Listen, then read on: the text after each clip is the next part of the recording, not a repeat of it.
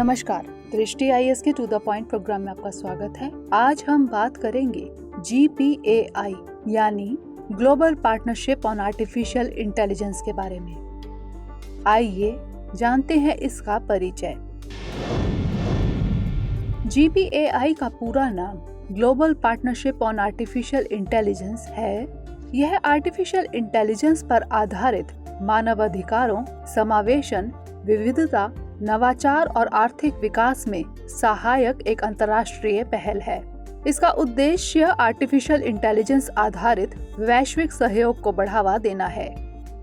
इस साझेदारी में शामिल अन्य राष्ट्र हैं Australia, Canada, France, Germany, Italy, Japan, Bharat, Mexico, New Zealand, Korea गणराज्य, सिंगापुर, USA, UK, यूरोपीय संघ आदि। भारत जून 2020 में GPAI का सदस्य बना था। GPAI साझेदार देशों के अनुभव और विविधता का उपयोग करके AI से जुड़ी चुनौतियों और अवसरों की बेहतर समझ विकसित करने का अपने प्रकार का पहला प्रयास है। इसके लक्ष्य को प्राप्त करने के लिए आर्टिफिशियल इंटेलिजेंस संबंधी आधुनिक अनुसंधान और गतिविधियों को बढ़ावा दिया जाएगा। आर्टिफिशियल इंटेलिजेंस के विकास और उपयोग के लिए सहयोगी देशों और अंतर्राष्ट्रीय संगठनों के सहयोग से उद्योग, सामाजिक संगठन, सरकार और शिक्षा से जुड़े विशेषज्ञों को एक साथ लाया जाएगा। GPAI के तहत आर्टिफिशियल इंटेलिजेंस यानी AI के विकास को बढ़ावा देने के लिए एक कार्य प्रणाली भी विकसित की जाएगी। आइए जानते हैं GPAI और भारत के बारे में। मानव विकास और आर्टिफिशियल इंटेलिजेंस के उपयोग को बढ़ावा देने के लिए भारत GPAI में सम्मिलित हुआ है। भारत ने पिछले साल मई 2020 में national AI strategy and national AI portal launch किया है। इसका सीधा लाभ मानव विकास और सशक्तिकरण के साथ शिक्षा, कृषि, स्वास्थ्य सेवा, ई-कॉमर्स, वित्त, दूर संचार आदि क्षेत्रों को मिलेगा।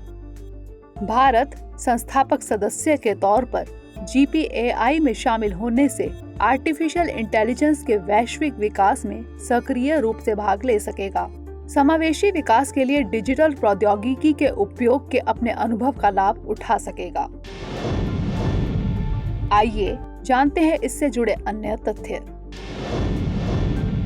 GPAI का एक सचिवालय होगा जिसे पेरिस स्थित organisation for economic cooperation and development यानी OECD द्वारा संचालित किया जाएगा।